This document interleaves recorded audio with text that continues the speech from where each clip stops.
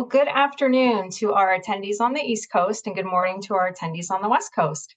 Thank you for joining us today for our October installment of the Reimagining Talent Acquisition webinar series.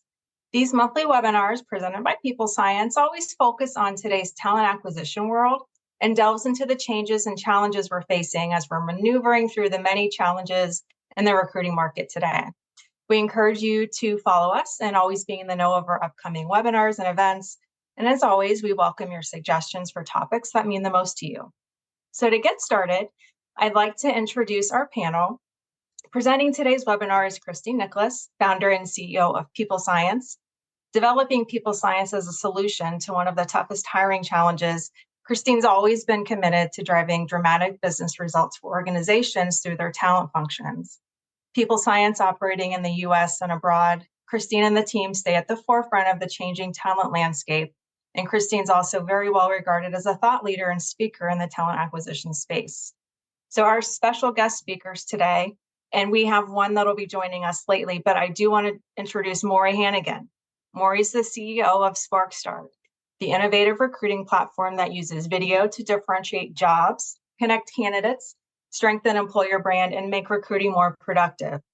Both of the products she's designed, so she has Spark and Amplify VMS, have earned top HR product awards. Her successful career at Procter & Gamble, PepsiCo, and as president of Hanigan Consulting Group has cemented her reputation as an HR marketer. Maury's recognized as an industry expert and has appeared in the Wall Street Journal, Fortune, The Economist, ABC World News, CBS Evening News, CEN, and other leading news media. She's been named to both the 100 most influential talent acquisition thought leaders and top 30 influential women leaders in HR. So welcome, Maury. So happy to have you here today. Great. Thanks, And as I mentioned, our second guest is Gabrielle Judge. She's actually finishing up an interview with the BBC right now, but she'll be joining us in a few minutes. With a goal to empower and educate others on how to escape the corporate matrix and decenter expectations from the 9 to 5 of our lives, Gabrielle is the founder of Anti Work Girlboss and has spearheaded the lazy girls job trend. With over 220 followers on TikTok and Instagram, Gabrielle has been featured by the New York Times, Forbes, Bloomberg, BBC, 60 Minutes Australia, and the Wall Street Journal, just to name a few.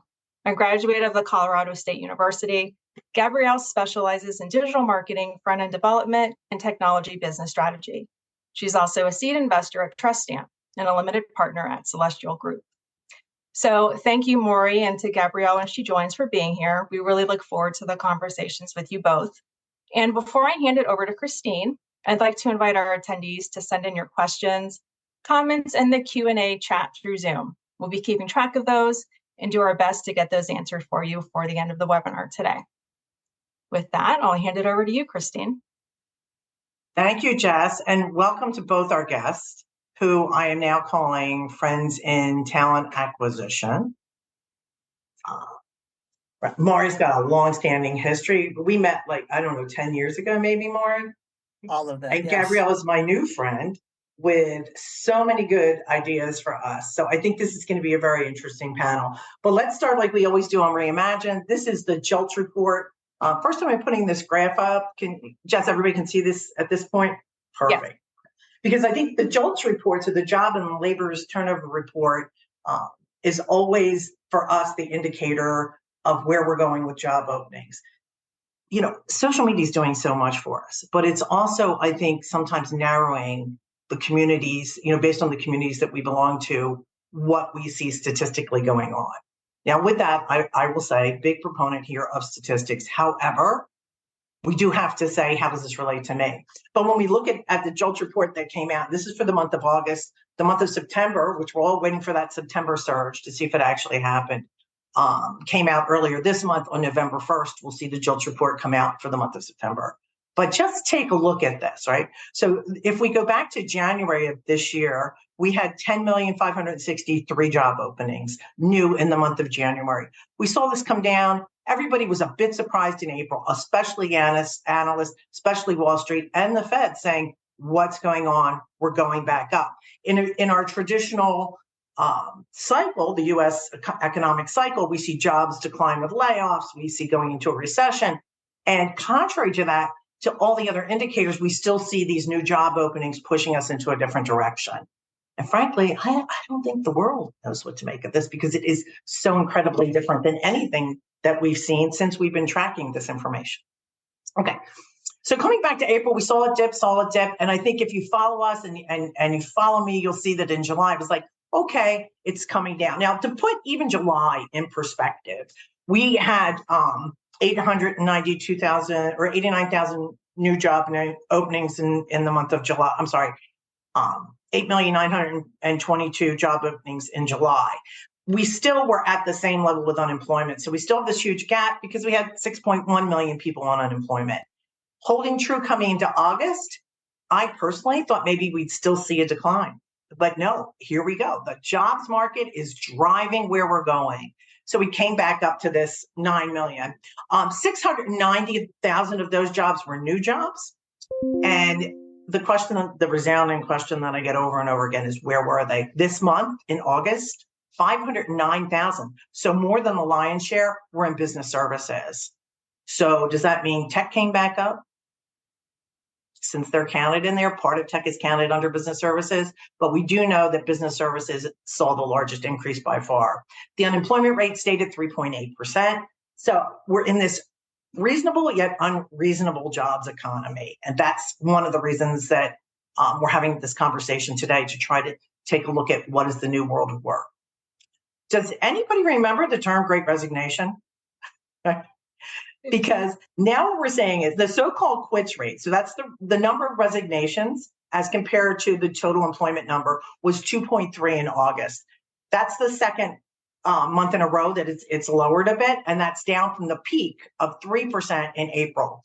I think what's important about this 2.3 number is that this takes us back to pre-pandemic times. So the quit rate, although the turnover rate is different, the quit rate has come down to a more, I wouldn't call it a reasonable number. I don't think it was reasonable pre-pandemic. And I think the reasons for quitting are different now, but we are seeing numbers like we saw pre-pandemic, which leads us to our next big indicator, which is raises. So as we're coming up on 2024, there's a lot of different polls going on. What I've done is taken information from different periodicals and then from Mercer and from what I'm hearing from the government and a lot of other analysts put this together. And what we're seeing as a whole is that employers are saying they expect to see an average pay increase in 2024 of 3.9%.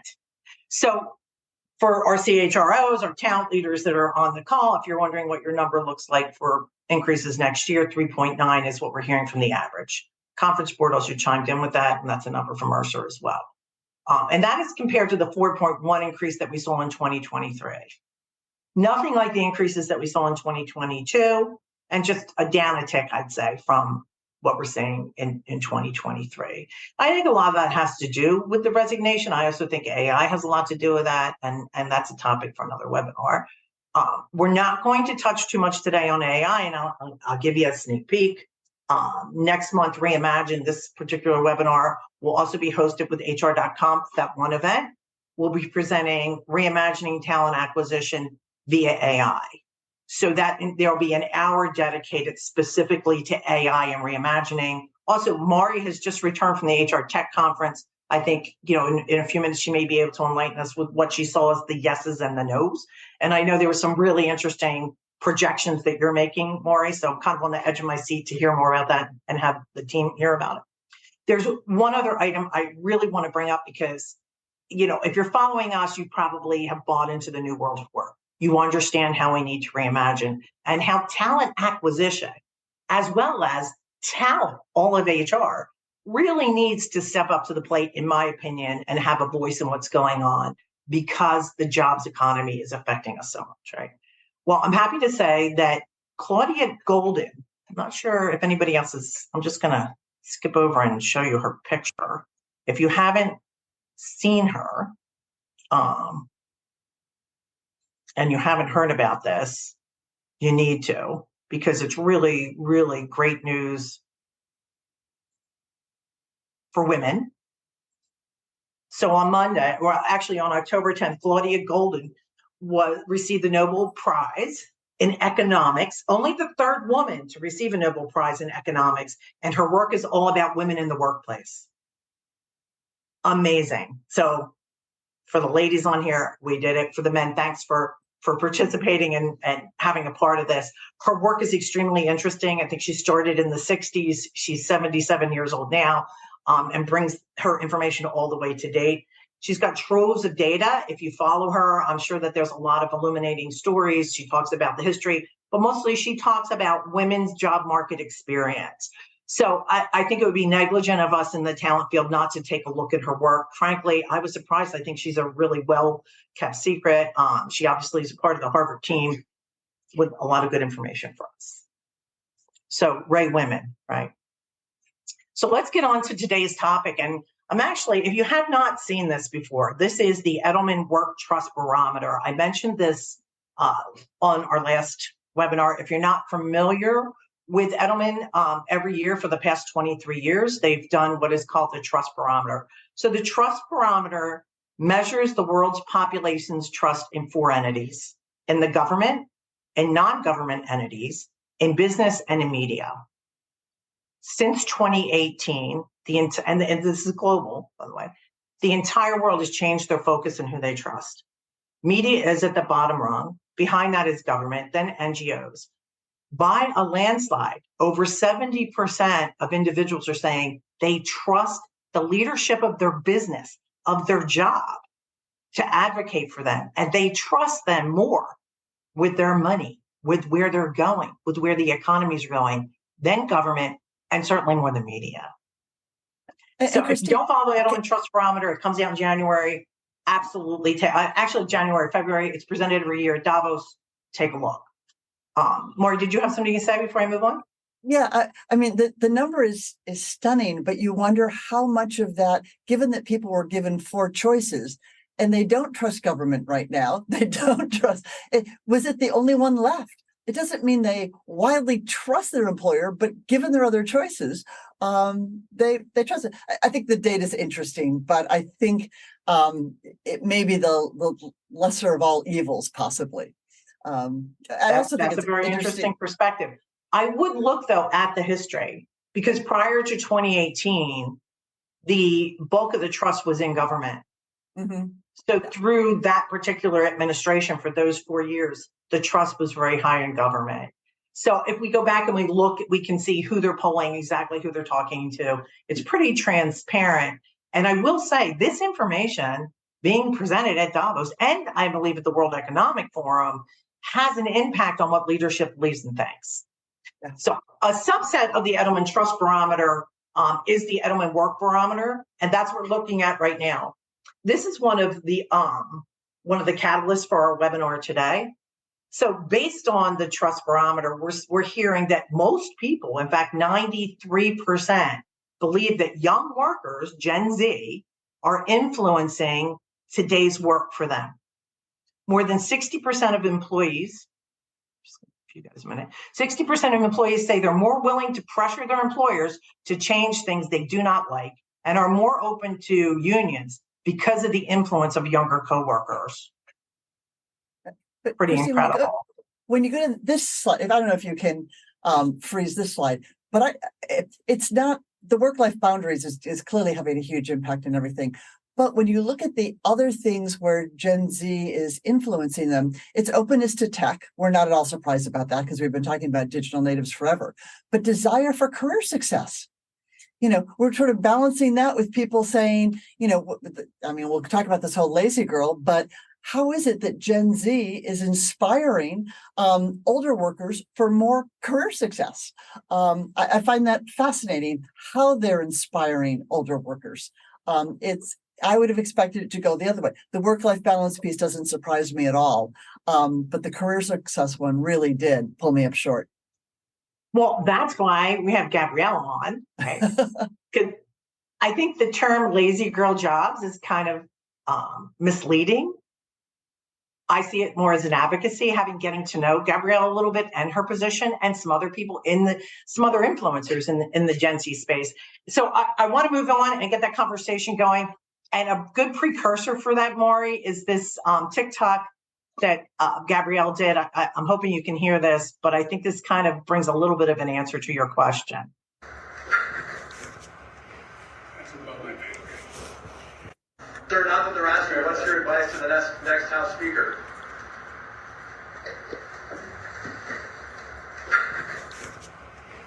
That's above my pay grade.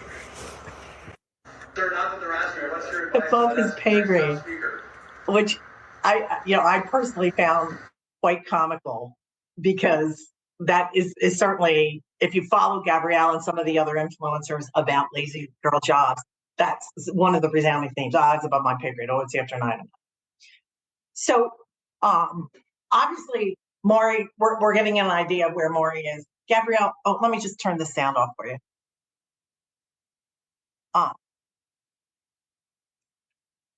Gabrielle, tell us about you. Tell us about how this came to be for you and what your perception is at this point in the world of work. Hey, everyone. Thanks for having me on. So Lazy Girl Jobs is super exciting. It's super fun. We'll get into the whole shebang of it. The cool thing is that the future of work is going to look very different. I know that AI is a separate conversation you're having in a different webinar, but there's all these like innovation and disruptors that are happening over the next 10 to 20 years, which is super exciting to see. Gen Z is super interested in an alternative way of working. And so I think that when you start to understand where they come from and what they've experienced in the workplace in the first few years of even being in the workplace, if they're even in the workplace yet, I think it'll make more sense as we go. So tell us about that. What has been the experience, in your opinion, of Gen Z getting into the workforce, coming in through a pandemic? Yeah, so there's this huge curiosity of discerning from unnecessary work. So I think a lot of times what happens is when I talk about lazy girl jobs or something like that, it makes it seem like I'm telling people not to work or to not go above and beyond, things like that. It's much more of a response to David Graeber's Bullshit Job. So if you ever read that book, that's a super interesting book. It started off from like a very viral news article he did about 10 years ago, made a whole book out of it. Basically, the TLDR is he has these 4 buckets of what unnecessary work is, and the effects that it has on a society as a collective as a whole, and what we basically where we got today. So Gen Z is looking at a lot of unnecessary work, and they're going, so it only takes X amount of hours to get my true job done, where I don't have any types of performance improvement plans happening at my job, things like that. Say it only takes 20 hours, say it only takes 30 hours. There's this lack of understanding why they should do extra work if there isn't any like pay raises, promotions, things like that we're supposed to attach our career success to traditionally. So can you give me an example of, maybe I would call it old-fashioned here, out of scope? What are examples of things that you might be asked to do that wouldn't be considered part of a job? A huge concept is, I know that there's so many terms now that we have to keep up with thanks to social media, but a huge one is quiet hiring. So an example of that is like basically adding more job responsibilities that are beyond what was given on the actual job scope when applying for a job. So an example of this could look like sales taking on customer success roles while the customer success team is like trimmed by the fat, is typically like the conversation that's talked about with layoffs, stuff like that. Or the marketing team taking on sales things as they reduce the sales team, things like that. And so Gen Z is like very privy to these conversations. And so they look at that and they go, if you're getting a buy one, get one on labor here, I shouldn't have to overextend myself. If you're trying to find a deal, there should be more of a compromise and a conversation. And that's a harsh conversation. That's a harsh truth. And I understand that. I think that especially if you're, have been in the workplace for a while, you're looking at Gen Z and going, well, that's how the world works. So like, where do you expect to go in your career? Gen Z is looking for an honest conversation. What's happening right now is a lot of shutting down. A lot of conversations aren't happening. Gen Z, one, feels uncomfortable having these conversations. There's lack of representation in the workplace today because I'm probably the oldest Gen Z. We're only 26. There's just not a lot of us in the workplace yet. 2, a lot of what we want is not really celebrated today. So we're worried about leadership not being excited about what we want to talk about, things like that. And I'm sure, why a lot of people are in this webinar today is like, what does Gen Z actually want? They're not really speaking up in the workplace. So conversations over time that are very authentic and very safe can fix these issues that are going on. So, Gabrielle, So let Gen me Z just feels ask, like they don't have a voice. Go ahead, Maury, sorry. oh, I just going to ask you to clarify. So you're saying if people only have, if they can do their job in 50% of the time, then you're seeing if they're being asked to take on, say, customer success or something, as that not being legitimate work to ask them to do if their core responsibilities aren't a full day of work and they're asked to doing other work. Help me understand what the difference is there. So basically, if the job takes X amount of hours, right? So that's already contracted. It's very, very similar to like a freelance conversation. And I do have criticism with Gen Z. Sometimes when they look at some future of work asks that they have, I'm like, that's a freelancer. So like, you should just go be a freelancer.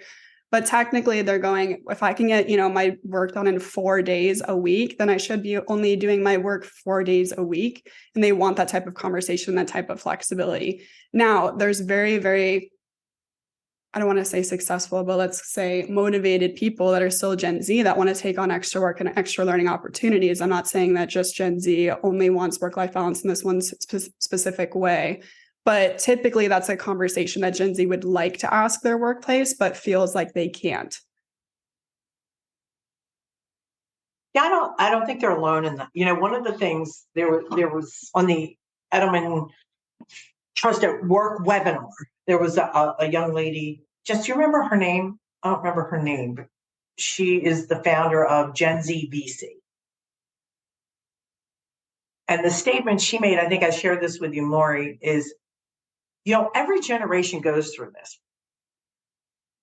I'm coming into the workforce. What's this going to be like? Although I will say, when I came into the workforce, it was like you knew you were going to work like a Trojan no matter what they gave you, because that's how you got ahead.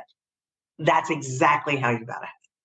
So I think, and I like the fact, looking at, what the points that you're making, Gabrielle, and what Gen Z is saying, hey, I want to know what that's about, and asking questions about it. We kind of like went blindly into it, right? And I think that might be indicative of how we're seeing the world of work change, period. But there's a lot of questions as a business owner myself, and having been in, before I opened the company, been in the corporate world, starting out in the corporate world, it really means changing not just how the business runs, but how the C-suite and middle management view things. It's a big lift. Obviously, we have to pay attention to it. But just going back to what she said, her point, this young woman's point from Gen Z VC was, all generations have had this, but they haven't had the voice to bring it forward. Right. I'd love to hear what the panel says about that, and anybody in the audience. We've seen there are big generational shifts too, because when baby boomers, got out of school, there were so many of us that a lot of all the extra work was just to get noticed, because you were one, I was one of 140 people hired at P&G as a brand assistant. So I had to distinguish myself. And then the problem was those baby boomers grew up to be managers, and they still needed to get themselves noticed for promotions, because we all understand the pyramid. So there was a lot of criticism among, Gen Xers that I'm being asked to work on projects that I know are never going to go forward. And my boss is just doing it so they'll have something to talk about. So they'll have some initiative. We all know it's not going to get funded. This is just stupid work. I shouldn't have to do it. And they weren't wrong. I mean, there was a lot of that baby boomer managers had their subordinates or their teams do work that they understood was just going to get trashed at the end of the day. And now we're seeing another level of that. So there's always been pushback against doing work that wasn't really going to lead to anything productive. I think Gen Z is probably being much more vocal about it, in saying this is crazy. Why am I spending all this time doing work that's not really going to produce anything? And we saw a little bit of that in the trust report as well. People being dissatisfied with doing work that didn't have purpose and didn't lead to anything. So, the speaking up about it is absolutely great. The flip side to that is it did expand your expertise. If you worked on a project, you need all the research for it, you put together the presentation, it never got forwarded or any of that. It could feel like, oh, what a complete waste, except you develop some expertise and you learn something. And that's, I think, the question that's tough for everyone is, at what point do you stop and say, if I can do the productive work that's really going to move my job forward, that I feel good about, that I think is contributing, I can do that in 4 days. What do I do with that 5th day? How much do I invest in my own career and my own expertise in adding things? And how much do I do more non-work, throwaway work, which none of us want to do? Gabrielle, is that a fair kind of assessment about what you're seeing? The extra 5th day you can do with whatever you want. That's the exciting part. So we're seeing a really, really big curiosity in what life looks like when it's not work-centered. And so that's like true, like a new iteration of work-life balance, right? So instead of a work-life balance conversation where millennials started, where it's like, you have a dentist appointment, you can take a long lunch instead of taking PTO, and that's work-life balance. There's a whole other iteration to it now where it's like, what does it look like when I truly, truly decenter my success metrics from a promotion, right? So the historical context that you gave should not be ignored, right? Of how work started with baby boomers. But what has happened is all those assumptions are going off of a promotion. We're going to see a huge, huge bucket or gap with Gen Z as they further enter the workplace of true careerists, right? And they could look like the traditional structure, and people that aren't necessarily careerists, and they're not looking to actually like move the needle in a traditional way. And so with that unnecessary work or these unnecessary jobs, things like that, that's a conversation where, are people going to adapt these unnecessary jobs to have more work-life balance? To, no offense to yoga, I love yoga, but like go be a yoga instructor outside of work, or like whatever the heck they want to, that calls to their heart? Or are you actually going to attract like the most ambitious, talent for these other jobs that are compensated correctly, scoped out correctly, right? And I'm speaking in a utopian world, right? And I can definitely call that out, but also doing the best work every single time, 100% of, from 9 to 5, 100% of the time doesn't always lead to a promotion or what we want to. So that's also a utopian conversation. But it was until recently the only. Sure. Absolutely. Didn't guarantee it. So let me ask you something, because this is what I hear from a lot of people that are in the workforce long. Where are these people getting money? Which to me equates to, obviously, Gen Z feels more empowered because they have a voice. They don't seem to have a concern about the blowback from that could come from a potential employer. So arguably, this whole machine of work that we have is because people want to have money, right? So yeah. Although Gen Z seems pretty fearless, what do you think enables the Gen Z generation to feel like they don't have to have as much concern about money in the future? So that's a really, really cool question. So typically, this is how I operated my lead sequel job, right? So we could talk about, hey, I want to hit 6 figures a year, right? That's a great number when it was like 2021 today, right? We've talked about, there's so many studies now where 100K obviously isn't that much money today, but in 2021, that was exciting. That was attractive, right? So I can get still way above the average mean, right? For sure. That's a good call out. So I could get, a full-time job that pays 60% of that a month or something like that. And then I could also have this side hustle that does that, right? So it's more of an attraction towards a career portfolio per se than like a ladder. So that's where a lot of ambitious talent is going to go if there isn't any change in these like other crazy concepts that Gen Z wants to talk about, which is like a whole other conversation. So that's a new way, right? Like I can start a business today and not have to save up money for like a radio ad that I have to save up to like market my business, right? Like I can just post organic content, things like that. So there's this huge, huge curiosity of gig work. And that started honestly from the tech boom of like Uber and things like that. Like this has been fed to us for a long time. If that's actually equitable long-term is like a other conversation that we could get into of like earned income versus passive income, whole other thing. So like that's a way that Gen Z sees this stuff, right? So if they look at work and they're frustrated at certain things, they can go, I can take the gas pedal off and I can make money elsewhere over here. That's where their money's coming from.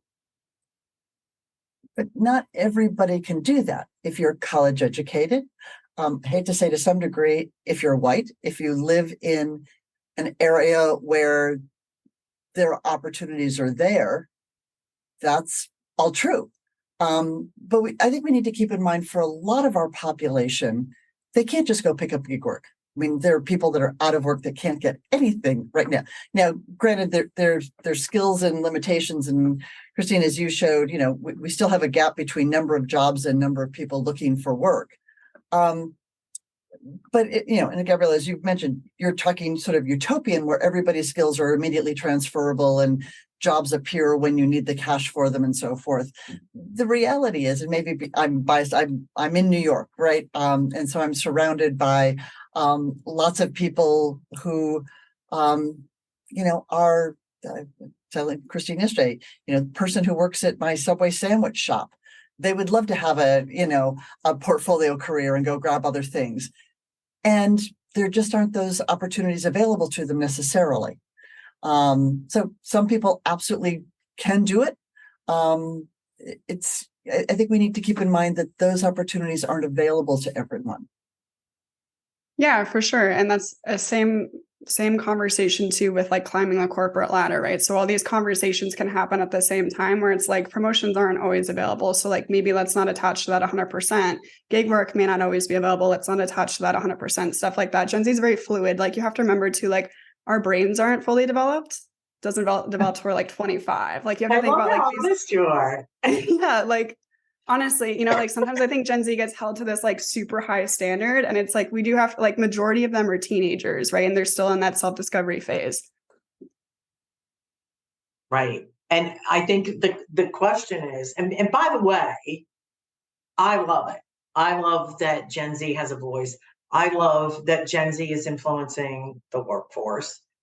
I just, I think we need to have more sessions like this so people can sound it out, because it is different.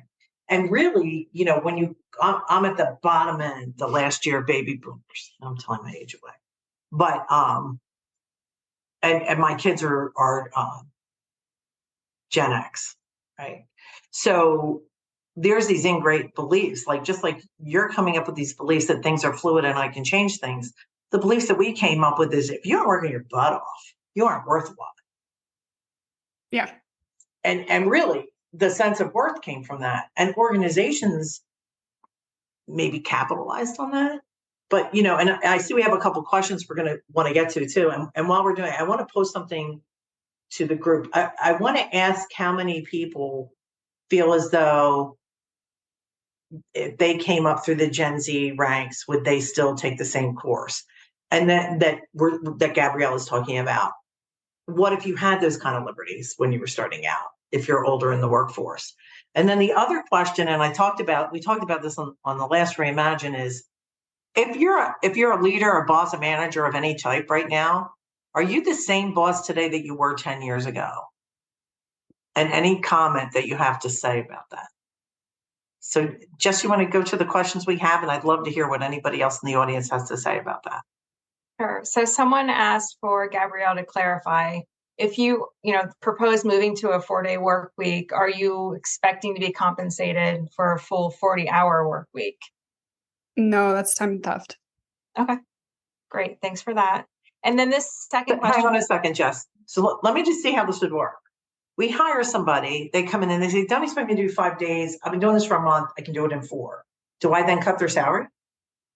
That should be a conversation, right? So it's something that should be available in the future, especially I personally, and this is like a huge, huge extreme opinion that I have, but I think the full-time 9-to-5, 40-hour work week will not be as prevalent in the next 10 to 20 years, especially with the rise of AI and things like that. So I think people will be more interested in a 4-day work week and taking a pay cut for that. We're also seeing underemployment be super, super popular, especially since the Great Resignation. So for people who don't understand underemployment, it's intentionally taking a job where you have more human capital than what the job actually requires of you. And inherently taking a pay cut. I did that in 2021 to teach myself how to be what I am today. Christine, can I jump in, just building off your last comment that I think started with probably millennials, and I think Gen Z is raising this awareness as well. There's no doubt that the baby boomers, looked at work as an obligation, something that you worked, you valued your career over almost anything else. I mean, I hope most of us valued family more, but it was all consuming. There's no two ways about it. You went ahead and you ground the axe all the time. But I think what we're coming around to seeing, and this pendulum is going to swing back and forth, is I think work was demonized because people got into jobs, whether they liked them or not, whether they got satisfaction out of them or not, they felt obligated. They had to keep grinding away because that's what was expected of them. But when you can back off a little bit and understand that for many people, work can be a source of intellectual challenge. It can be a source of satisfaction. It can be a source of community, if properly. It can be something very positive. And I think out of these extremes of, no, you have to do nothing but work, to the other of, I'm going to do as little work as possible. If we stop demonizing work and saying, this is another human activity that can potentially give us things we need beside a paycheck. Yes, we could all go and work at a minimum wage job that had no intellectual challenge and only work a certain number of hours a week and go out and do something else.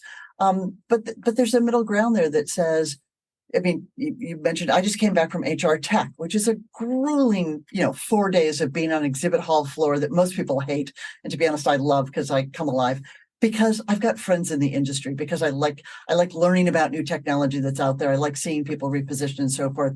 For me, it's just, intellectual stimulation. It's intellectual candy for me. And a lot of people hate it because it's a grudge. You got to stand at your exhibit hall and talk to people you don't want to talk to.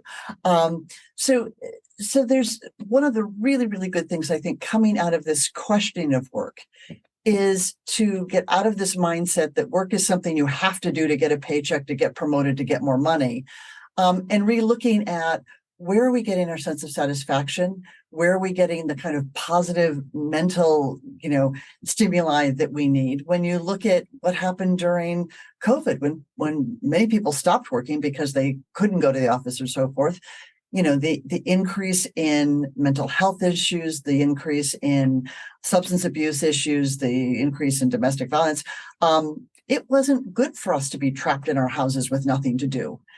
We are both intellectually curious beings and we are social beings.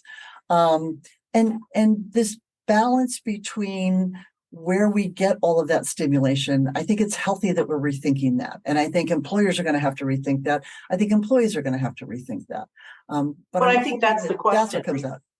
I agree that the workforce is changing, but how, and I think that our participants in particular on this webinar want to know, okay, so how am I supposed to do that as an employer? First off, how do I?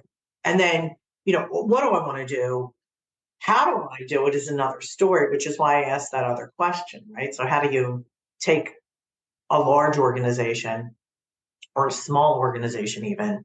It's easier in smaller organizations, right? When we talk about large, I've worked with many large organizations that say, okay, this is the direction we're going in right now. And they have 300,000 employees. So they jump into this and this is who we are and this is what we're doing. And the trickle down takes years. So it's this misinformation is shared about the organization as they kind of grapple with how do we take this big boat and change it into a kinder, friendlier manager situation. And that's up to my friend at the manager method to figure out. But interesting. Jess, we have more questions.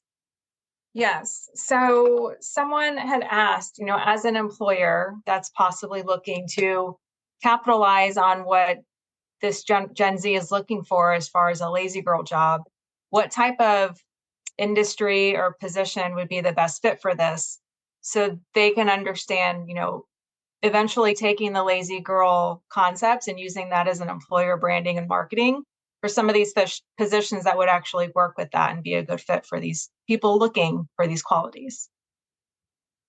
Just so I'm understanding the question correctly, are they asking what specific industries are lazy girl job friendly? Yes. For employee branding? Yeah, so they want to capitalize on people that are looking for lazy girl jobs, and they may not know Cool. if they have a lazy girl job or not available.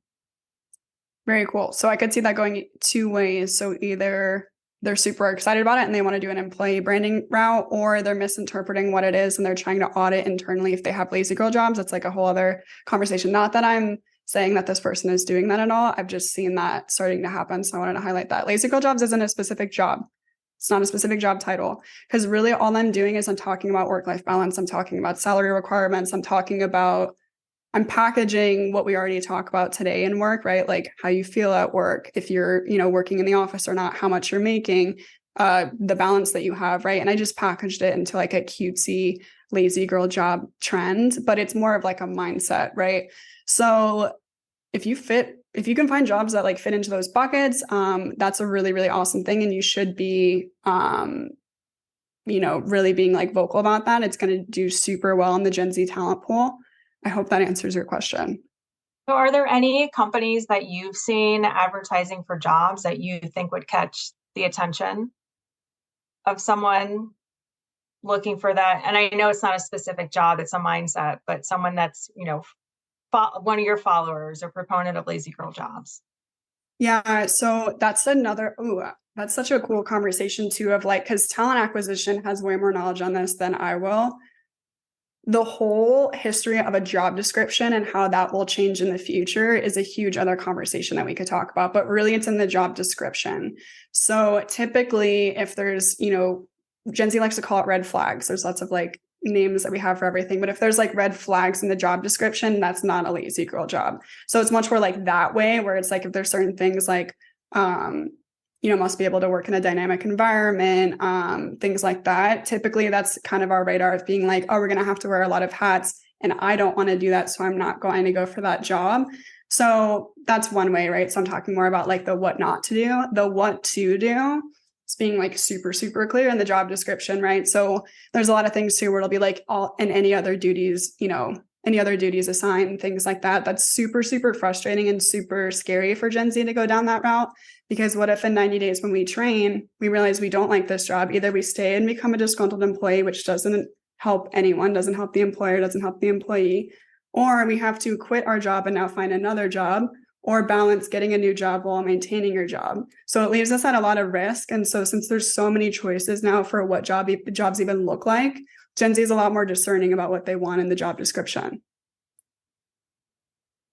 Okay. Any comments on that? Christine, you're on mute. Sorry, hard to believe I'm on mute. Interesting that you should bring that up. There's been a lot in the press lately, and I'll also post that out to the audience about the effect of the job description. I think word of caution, because this is the world that we live in. Jess in particular, Jess isn't here to run enough, but she's our director of process engineering. She runs the implementation teams, and she also runs our consulting side of the house. So we very seldom come into an organization and their job descriptions don't need to be readdressed, right? The thing about the job description, and going back to the statement that I made a few minutes ago, is that a lot of times job descriptions come in with well-intention, but it's not even really what the hiring manager does, enter Maury. So Maury's technology allows the hiring manager to record who they really are, right? So that's one really good plus there. And I'm seeing, some terminology specific to job descriptions, like intent-based job descriptions or talent-based job descriptions. So really starting to delve into that more, and you're welcome to reach out to us here at People Science about that, and certainly Maury about her technology. And I do want to get to the questions. Before I do that, Maury, you brought up a really good point about projecting based on some of the things that you saw in AI that I think is so relevant to the entire job market and to the attendees. Can you just kind of explain that to us the way you did to me? Yeah. Just kept me up all night with this. It's been going through my brain. Okay. One of the really interesting things, everybody at HR Tech was talking about AI. But one of the interesting things going on right now is that there are products out there like Auto Apply AI, where I understand you can upload a job description. You can upload a job description and your resume and ask AI to rewrite your resume to apply for that job and then go automatically apply for it. And what it will do is it will take the keywords out of the job description and put it into the application. So for everyone who knows how an ATS works, primarily when recruiters go into their ATS to look at all the applications, they're doing a keyword search. They're trying to find people who in their resumes or in their applications have the keywords. Well, if AI has now altered every single application to include all of the keywords, then every single application is going to be a match, which means that the ATS is going to be completely unusable. There are other AI tools that will do things like guarantee you that they will apply to up to 2,000 jobs daily. Just think of the numbers about that, because it means everybody's ATS is going to get swamped. It's going to go out there and you apply to enough jobs, one of them's bound to hit. So at the end of the week, you've applied to 10,000 jobs. If you're out of work for several months, you've swamped almost every ATS out there. So employers might be seeing 1 million applicants for any given job, for every given job in their organizations, and all of them are unsearchable because all of them have the keywords, which means our entire process is going to implode. When you can't differentiate between any of the applications, it gets pretty hard to move forward, and no recruiter can begin to review 1 million applications and try to read through it. And people are saying, well, AI will fix that. Well, yeah, we've got an arms race going on with AI's applying. Well, AI is going to try to, block the AI. Well, the AI is going to figure out how the AI is blocking it, and up we go. So the whole issue of job descriptions, and realize job descriptions are generally legal compliance documents. They should not be job advertisements. They should not be what you're putting out in front of candidates to say, are you interested in doing this? There's a time and a place where an actual compliance document should come into play. But in terms of attracting people, you shouldn't have legal writing your job descriptions or compliance writing them. And so often that's what happens. Well, they come in afterwards and wreck them. Compliance comes in afterwards. And I've seen situations where, you spent countless hours, thousands of dollars. Compliance comes in and says, just red lines everything. Right. I just mentioned that I started my career at Procter & Gamble. It's a little bit like taking the usage instructions on the back of the box and saying, here, buy this laundry soap. Usage instructions have their place, but it's not what attracts people. So the question is. But I don't think it's going to matter, because if everybody applies to AI, we're going to have so many candidates, we won't be able to see the forest for the trees. And, I think that I'm really looking forward to this presentation that we're going to be doing on the November 18th about this, because if we don't get ahead of this in TA, right? So what we saw during the pandemic was, oh my God, I'm not able to hire for my ATS. There aren't enough valid, people with the credentials I need, right? So many organizations, and particularly the ones that we work with, always needed a search engine. And those companies were ahead of the game. And then the organizations that won't overhired a lot of people, not everybody, but they overhired a lot of people in TA. So where they might have had 2 sourcers, they now went to 60. That's one organization I'm talking about. And then that didn't work because now they have like a myriad of different things going on at the same time. And then that negates the internal referrals, and it negates, because there's four ways to find a person. Someone who's referred, which is typically over 30% of the jobs come from someone who's been referred. Internal movement, so somebody internally who wants the job.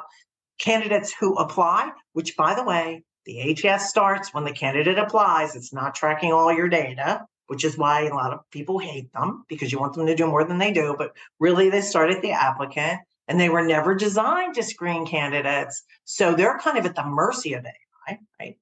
And then there's sourcing for candidates. We, as talent acquisition leaders, human resource leaders, need to look at that and really pinpoint, what is my market? And if my market is definitely going to be Gen Z, if I'm here for, how am I approaching them? What does that look like? And come up, reimagine your strategy. Right now, we're completely reactive. We put a post up and they come in and that's who we hire. And oh, by the way, here's my cousin's uncle's brother and we hire him. We need to look at the whole pool. We need to decide what the pool is and we need to limit the pool. Mm-hmm. We need to set those parameters. And that is what I believe will change the candidate experience. It is horrible to be a candidate right now. I mean, you're just applying all these here, and I come on every month and tell you how many jobs are open. You know how many people message me and say, yeah, where's my job? Like I've applied to 230 positions. I haven't heard back from anybody. So it's always been awful, Christine. It's never been wonderful to be a candidate. It's awful. It's awful. But it's dreadful. But I think we're moving, and I think we're moving to a place of greater transparency. Whether it's the laws about pay transparency of telling candidates up front, here's what this job pays. If this is not what you're looking for, then don't apply because this job may pay $60,000 a year. If you want 100, it's not for you. I think that's, we've got to give candidates information they want. It's the reason we're so big on video. Put a hiring manager in there. Here's who you're going to work for. Here's the environment you're going to work in if it's an on-site job. Provide more information so candidates can make good decisions.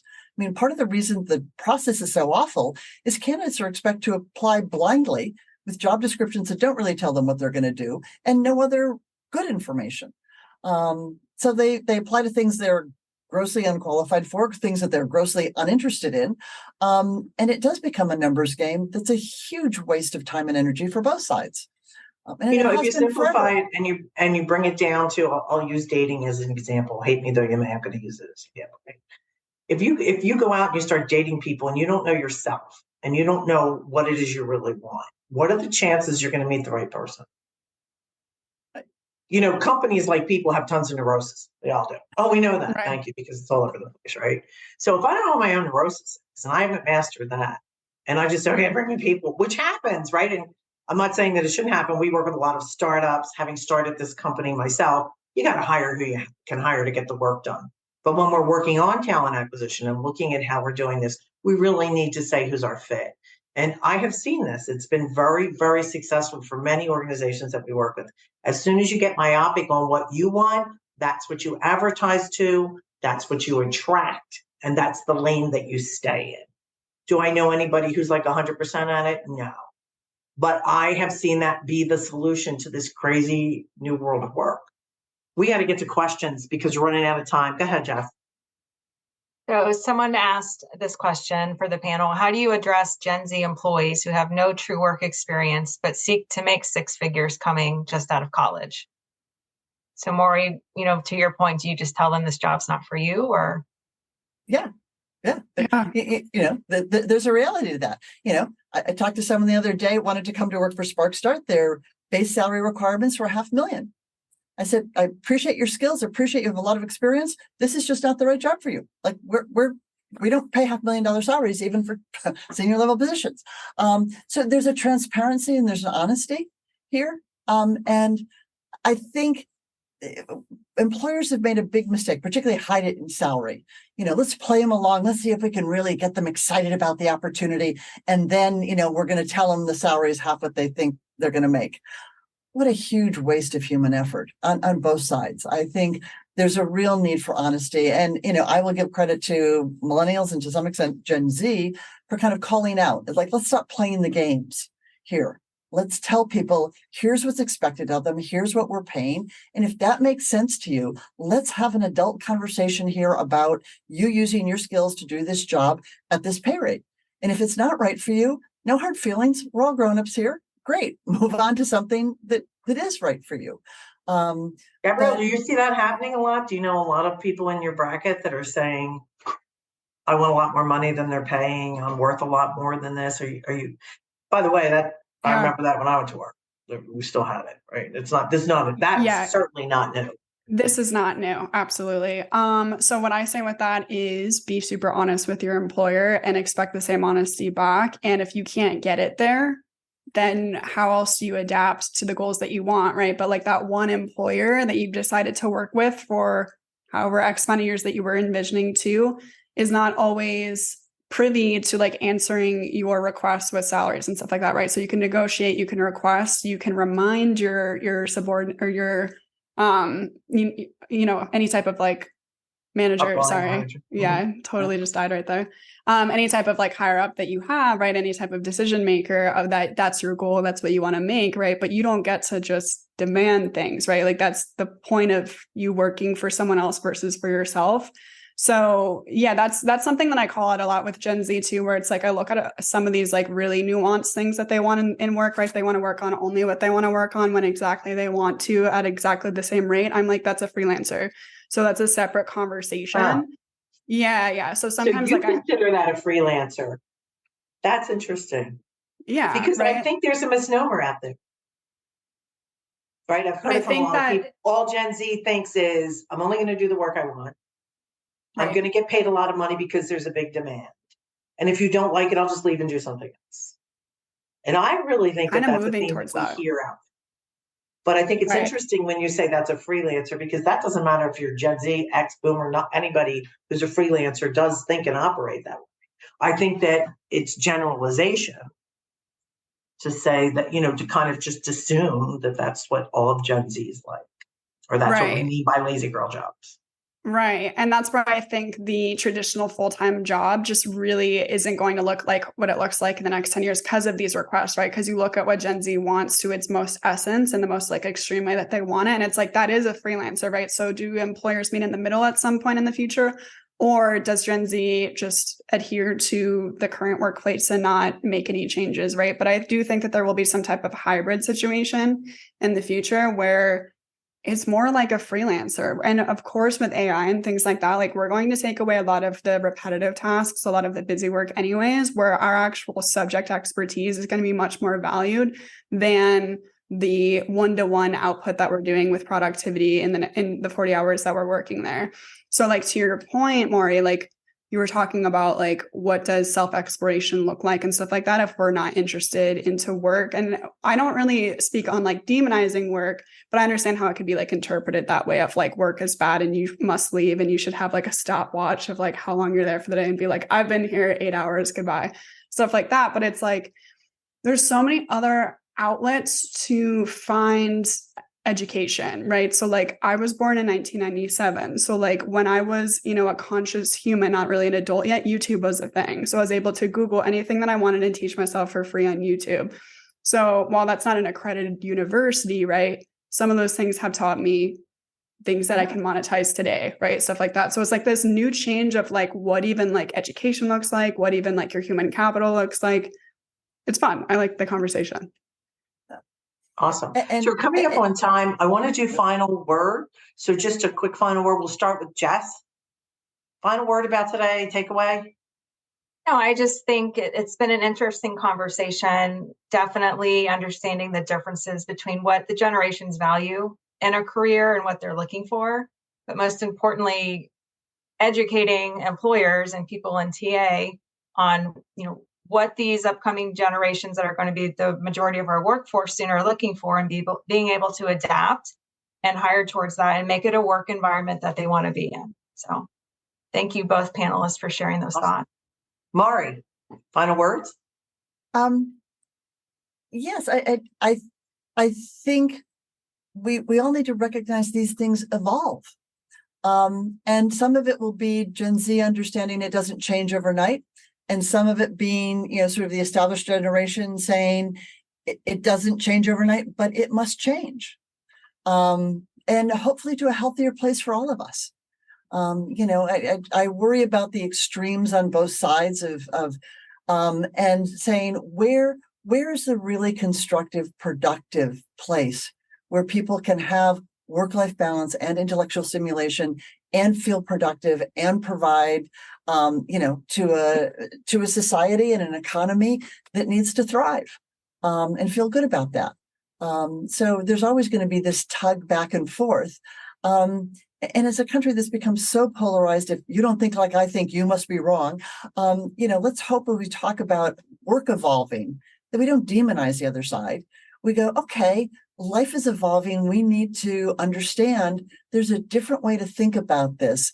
And where's the solution where we can maximize all that's good, instead of looking to pick apart the bad stuff.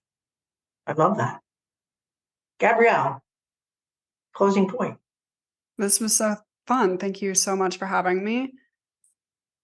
I think this was a really, really cool example of how conversations can work in the future to better understand Gen Z. I understand that there's a huge, huge interest and a lot of budgets to even get data on what Gen Z feels like and what they want in the workplace moving forward. Having conversations like this is exactly the essence of how to get there. So this webinar and so many other things that I know that this team is doing is so impactful to that conversation. And yeah, thanks for having me on. This was super cool. Great. I'd like to say thank you to everybody for joining. Thank you for hanging in there. It looks like pretty much everybody stayed on this time, which is good, or a good percentage of people. This is really how you reimagine talent acquisition, to Maury's point and to Gabrielle's point. And of course, Jess and I talk about this all the time. The way that we're going to change things is by collectively working together. If we've learned anything by watching media in the last few years, we know that polarization is not the answer. It's time for us in the talent world to step up and make our mark so that we can help our economies, help our corporations, and the overall good of people. Most of us, almost everybody will tell you happy worker, happy life, right? Happy in what you do, happy in your life. Thanks so much for joining.